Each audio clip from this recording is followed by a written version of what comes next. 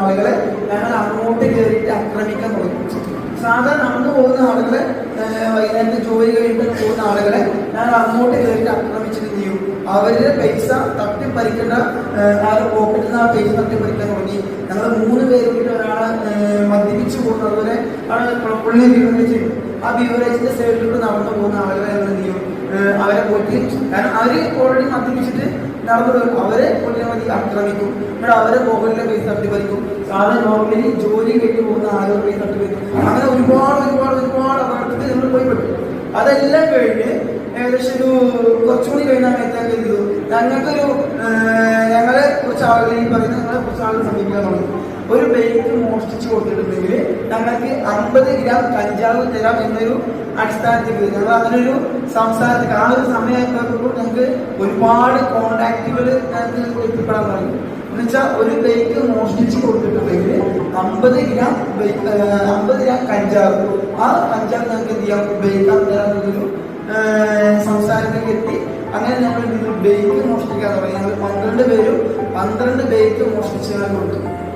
ആ 12 ബൈക്ക് മോഷ്ടിച്ച് കൊടുക്കുമ്പോൾ ഞങ്ങൾക്ക് കിട്ടുന്നത് 50 ഗ്രാം കഞ്ചാവ്. ഈ 50 ഗ്രാം കഞ്ചാവ് എന്ന് പറയുന്നത് രാവിലെ ഉപയോഗിക്കാൻ തുടങ്ങിയിട്ടുണ്ടെങ്കിൽ വൈകുന്നേരം അല്ലെങ്കിൽ 3 മണിയാകുമ്പോഴേക്കും ഞങ്ങൾ പൂർണ്ണമായിട്ടും 50 ഗ്രാം കഞ്ചാവ് അടിച്ച് തീർന്നിട്ടുണ്ടാവും.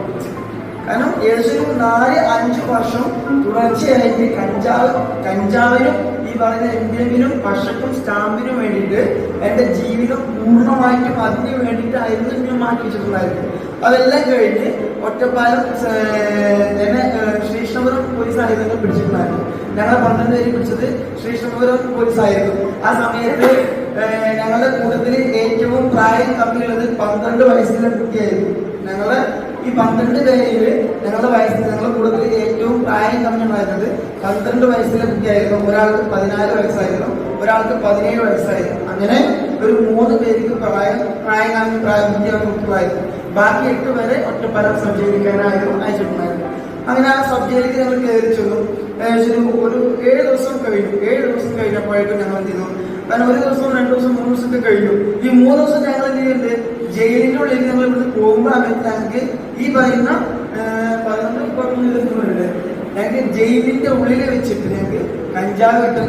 എന്നുവെച്ചാൽ ജയിലിന്റെ ഉള്ളിൽ വെച്ചിട്ട് ഞങ്ങൾക്ക് കഞ്ചാവ് കിട്ടുന്ന ഒരു സിറ്റുവേഷൻ. കാരണം ഞങ്ങൾ ചെന്നപാടെ കാരണം ഈ കഞ്ചാവാണെന്നെങ്കിലും മറ്റെന്ത് രൂപത്തിലാണെന്നെങ്കിലും ഈ ആളുകൾക്കിടയിൽ ഇങ്ങനൊരു ടീം കയറി വരുന്നുണ്ട് അറിയുമ്പോൾ ആളുകൾക്കിടയിൽ ആളുകളേക്കും അവരെന്തോ ഒരു വലിയ സംഭവം, അല്ലെങ്കിൽ ഈ രാജ്യത്തിന് വേണ്ടി അല്ലെങ്കിൽ നാടിന് വേണ്ടിയിട്ട് എന്തോ വലിയൊരു പുണ്യപ്രവർത്തനം ചെയ്തിട്ടാണ് അവർ ജയിലിലേക്ക് വന്നിരിക്കുന്നത്.